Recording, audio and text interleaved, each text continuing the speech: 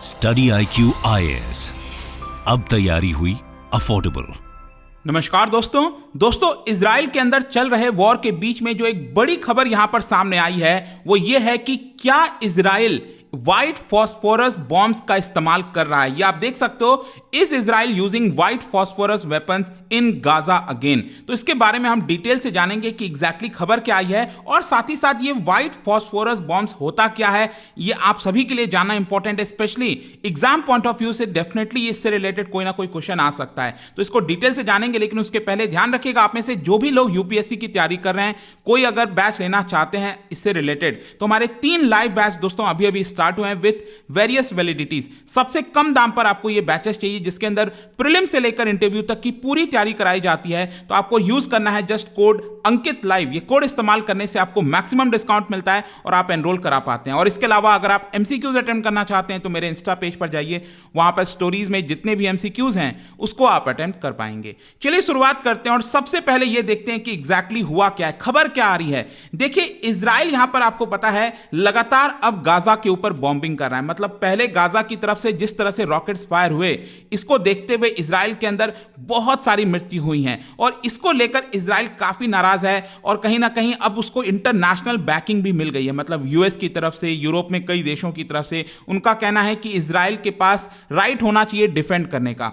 और इसी की वजह से कहीं ना कहीं अब इजराइल जो है वो पूरी तरह से गाजा के ऊपर यहां पर दबदबा बनाना चाहता है और लगातार फायरिंग कर रहा है, बॉम्बिंग कर रहा है। लेकिन आपको समझना है कि गाजा एक छोटा सा ये स्ट्रिप है जहां पर इस छोटे से जगह में, इनफैक्ट मैं आपको बता दूं 362 स्क्वायर किलोमीटर का ये जगह है। यहां पर 23 लाख के आसपास लोग रहते हैं। मतलब शायद ही कोई ऐसा जगह होगा पूरे दुनिया के अंदर जिसमें इतने छोटे जगह पर इतने सारे लोग रहते होंगे एक साथ। तो वहां पर क्या होगा कि अगर कोई भी बॉम्बिंग होता है, स्पेशली जब हम व्हाइट फॉस्फोरस बॉम्ब्स की बात कर रहे हैं, तो इसकी वजह से बहुत सारे लोगों की जानें जाएंगी। और आपको पता है कि इजराइल के अंदर यहां पर जो फोर्स है उसको कहा जाता है IDF, that is Israel defence forces. तो उनके ऊपर आरोप यह लगा है कि वो लोग गाजा पट्टी में इस तरह की जो बॉम्बिंग्स हैं उसका इस्तेमाल कर रहे हैं। इस तरह से आप देख सकते हो, ऑनलाइन ये खबर चल रही थी, पैलेस्टीन ऑनलाइन का ये खबर है, this is a war crime, Israeli forces are using internationally prohibited white phosphorus on heavily populated districts in the north of Gaza. तो क्वेश्चन अब यह है कि ये व्हाइट फॉस्फोरस बॉम्ब्स है क्या, ये सब कुछ मैं आपको बताऊंगा। लेकिन उसके पहले ये फॉस्फोरस क्या होता है वो भी थोड़ा समझ लीजिए, ताकि जो टॉपिक्स हैं उसके अंदर आपको क्लैरिटी मिल जाएगी। देखो, फॉस्फोरस एक केमिकल एलिमेंट है जिसको P से रिप्रेजेंट किया जाता है और इसका एटॉमिक नंबर है 15, ये जैसा कि आप देख सकते हो।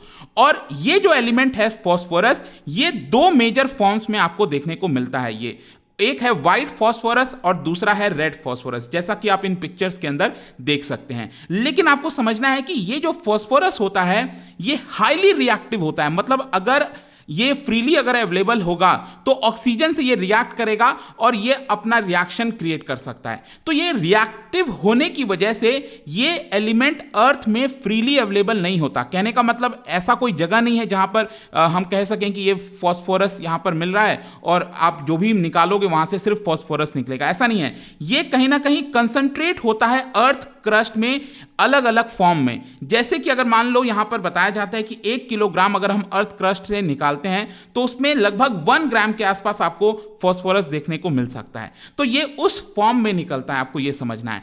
अब हम आते हैं कि फॉस्फोरस बॉम्ब्स क्या होते हैं। देखो, अगर इसी फॉस्फोरस का इस्तेमाल किया जाए बॉम्ब्स बनाने में, वो फॉस्फोरस बॉम्ब्स हो जाएगा। लेकिन यहां पर क्या है कि सबसे खास बात ये होता है कि ये ऑक्सीजन से रिएक्ट करता है और बहुत हाई टेम्परेचर फ्लेम क्रिएट होगा। और जैसे मान लो अगर कहीं पर फॉस्फोरस बॉम्ब फटा तो वहां पर आसपास क्या होगा कि जो, क्योंकि हमको पता है कि हमारे एनवायरनमेंट में ऑक्सीजन की मात्रा है, तो ऑक्सीजन से रिएक्ट करता है और बहुत हाई टेम्परेचर, कितना 800 डिग्री सेल्सियस के आसपास। सोच के देखिए, अगर वहां पर कोई पर्सन रह रहा है तो अगर उतना ज्यादा अगर टेम्परेचर इंक्रीज होगा, फ्लेम होगा, तो वो पर्सन बच पाएगा? बिल्कुल भी नहीं। और इसके साथ क्या होता है कि वहां पर डेंस व्हाइट स्मोक भी क्रिएट होता है। इनफैक्ट मैं आपको पिक्चर से दिखाता हूं, या अगर आप देखो कि ये अगर व्हाइट फॉस्फोरस का इस्तेमाल हो रहा है तो यहां पर हाई टेम्परेचर और ये फ्लेम आप देख रहे हो ना, ये जो स्मोक क्रिएट हो रहा है, यही है बेसिकली आपका ये वाला भी पिक्चर में आप देख सकते हो।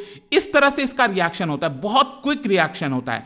और ये बॉम्ब्स बेसिकली आर्टिलरी शेल से, रॉकेट्स हो गया, ग्रेनेड्स बनाकर अलग अलग फॉर्म में इसका इस्तेमाल किया जा सकता है। लेकिन यहां पर जो फायर कॉज होता है, it can spread over several 100 square kilometre. अगर इसका इस्तेमाल किया जाए कई बड़े एरिया में ये तबाही मचा सकता है, एक तरह से यूं समझिए। और स्पेशली क्या है कि ये, क्योंकि आप ये पिक्चर में देख पा रहे हो कि ये स्मोक, वाइट स्मोक क्रिएट हो रहा है, तो जनरली क्या होता है ना, वॉर वगैरह के समय ये इंफ्रारेड विजन को ऑब्स्ट्रक्ट कर देता है। जैसे कि मैं आपको एग्जांपल बताता हूं, मान लीजिए यहां पर एक सेना है, एक आर्मी है, आर्मी ए, और यहां पर दूसरा कोई दुश्मन है, मान लो आर्मी बी, ठीक है। दोनों के बीच में कोई फाइट चल रही है। अब दोनों लोग एक दूसरे के ऊपर निगरानी रख रहे होंगे, राइट। अब मान लो आर्मी ए को कोई एक्शन लेना है, लेकिन आर्मी बी आराम से उसको देख सकता है कि आर्मी ए क्या कर रहा है, इंफ्रारेड विजन वगैरह सब कुछ बी के पास है।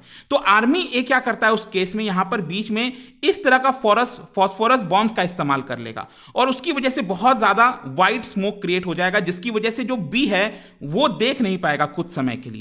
और इसकी वजह से जो भी प्लानिंग करनी है, जो भी उसको करना है, वो आर्मी ए इस्तेमाल कर पाएगा फिर, ठीक है। तो आई होप कि आप समझ पा रहे होंगे कि ये जो विजन वगैरह होता है उसको ऑब्स्ट्रक्ट करने में काफी ज्यादा कारगर साबित होता है, और इसीलिए ज्यादातर ये उसी पर्पस से इस्तेमाल किया जाता है कि सामने वाले का जो विजन है, जो टारगेट है, जो सामने वाले को पता ना चल पाए, उसको लेकर ये ऑब्स्ट्रक्ट करने में ये काफी इस्तेमाल किया जाता है। लेकिन अगर आप में से कोई लोग पूछे कि क्या ये केमिकल वेपन है, अगर देखो केमिकल वेपन कन्वेंशन है एक 1997 का, उसके अंडर में इसको केमिकल वेपन क्लासिफाई नहीं किया गया है, क्योंकि जैसा मैंने आपको बताया कि इसका जो प्राइमरी गोल क्या है फास्फोरस का, वो ये है कि डेंस स्मोक क्रिएट करना। तो जब तक ये आप इसको डेंस स्मोक क्रिएट करने के लिए कर रहे हो, किसी को मारने के लिए नहीं कर रहे हो, तब तक ये आपका केमिकल वेपन नहीं है। लेकिन क्या ये इलीगल है, लीगल है यूज करना?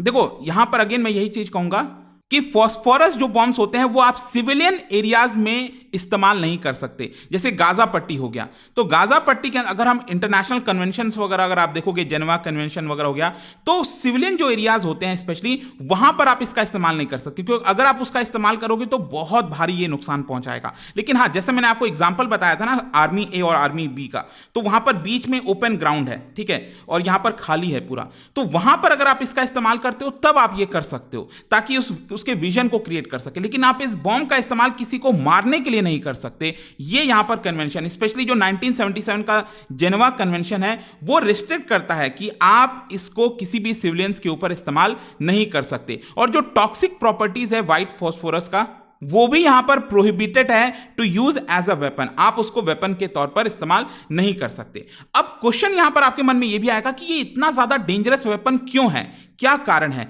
देखो, it can cause serious damage either through Burns और वेपर इनहेलेशन। मतलब कि अगर मान लो जहां पर ये फट रहा है बॉम्ब और वहां पर कोई पर्सन मौजूद है, तो उसकी वो तुरंत मृत्यु हो जाएगी। या फिर आसपास कोई पर्सन है और उसको अगर इनहेल कर लेता है अपने बॉडी में, अगर फास्फोरस को अपने बॉडी में इनहेल कर लेता है, तो वो डीप हमारे ह्यूमन बॉडी के टिश्यूज में चला जाएगा और वो तब तक रिएक्ट करता रहेगा जब तक ऑक्सीजन उसको मिल रहा है। हमारे बॉडी में ऑक्सीजन है, ऑब्वियस सी बात है, तो जब तक उसको ऑक्सीजन मिल रहा है तब तक रिएक्ट करेगा और हमारे बॉडी के अंदर जो है वो बर्न करना स्टार्ट करेगा। और फिर यहां पर किसी पर्सन को बचाना बहुत मुश्किल है, लेट मी टेल यू। और स्पेशली क्या होता है कि यहां पर इस तरह के ट्रीटमेंट में स्पेशलाइज्ड डॉक्टर्स की आवश्यकता होती है। और अब आपको पता ही है, गाजा पट्टी में अगर इसका इस्तेमाल होता है तो गाजा में ऑलरेडी वहां पर इलेक्ट्रिसिटी तक मौजूद नहीं है, क्योंकि इजराइल ने सब कुछ कट ऑफ कर दिया है। तो जिसकी वजह से अगर इसका इस्तेमाल होता है तो उनको ट्रीट करना भी बहुत ज्यादा मुश्किल हो जाएगा। Their particles continue to burn until they burn out और run out of oxygen.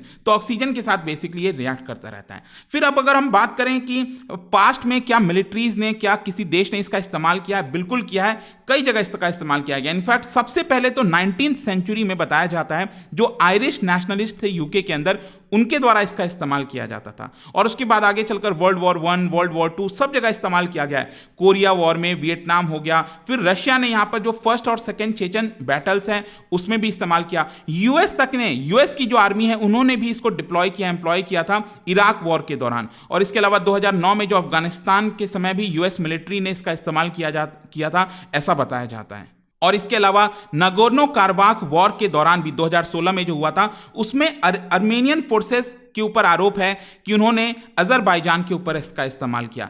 And जहां तक इजराइल की बात है, also let me tell you, Israel ने पहली बार कोई ऐसा इसका इस्तेमाल नहीं किया है। पहले भी 2008-9 के दौरान भी बताया जाता है कि इजराइल ने इसका इस्तेमाल किया था। ऑल्दो इजराइल की मिलिट्री ने पहले इसको डिनाई किया था कि हमने इसका इस्तेमाल नहीं किया है, फिर बहुत सारी रिपोर्ट सामने आई और जब प्रेशर बढ़ा इजराइल के ऊपर, तब यहां पर इजराइल ने इस चीज को एडमिट किया था कि हां, हमने इसका इस्तेमाल किया था। तो देखते हैं आगे चलकर कि इसमें अब क्या होता है, क्या इजराइल इस चीज को एक्सेप्ट करेगा, नहीं करेगा, या फिर उसने किया है, नहीं किया। ये तो देखो अभी सोशल मीडिया पर ये सब कुछ चला है, कहीं से भी कोई ऑफिशियल कंफर्मेशन नहीं है, लेकिन क्योंकि इसके बारे में बात हो रही थी व्हाइट फास्फोरस, तो डेफिनेटली आपको इसके बारे में पता होना चाहिए। एंड आई होप कि आपको सब कुछ जानने को मिल गया होगा। जाने से पहले एक इंटरेस्टिंग क्वेश्चन क्या बता सकते हो? First international agreement to limit the use of chemical weapons was signed by France and Germany in 1675। जो पहला इंटरनेशनल एग्रीमेंट था जिसमें केमिकल वेपन्स के यूज को लिमिट किया जाए, वो फ्रांस जर्मनी में 1675 में साइन किया था। लेकिन ये कहां पर साइन किया गया था, आपको बताना है। इसका राइट आंसर आप सबको पता है, मेरे इंस्टाग्राम पर तो मिलेगा ही, वहां पर अगर आप नहीं हो कोई बात नहीं, टेलीग्राम से ले सकते हैं इसका सही उत्तर। मैं कई सारे जो एमसीक्यूज हैं वो यहां पर स्टोरीज में डालता रहता हूं। बाकी अगर आपको पीडीएफ चाहिए तो टेलीग्राम पर आइए, अलग अलग सोशल मीडिया पर आप जुड़ पाओगे। और जैसा मैंने आपको बताया, यूपीएससी की अगर आप तैयारी करो, कोई भी बैच लेना चाहते हो, these are the best batches available. अभी अभी इसकी शुरुआत हुई है, आपके पास मौका है 15 अक्टूबर तक इसके अंदर एडमिशन लेने का। Just use this code Ankit live to get maximum discount. And I hope की वीडियो आपको पसंद आया होगा। मिलता हूं आपसे next time. Till then, thank you very much, see you soon. Study IQ IAS, अब तैयारी हुई अफोर्डेबल।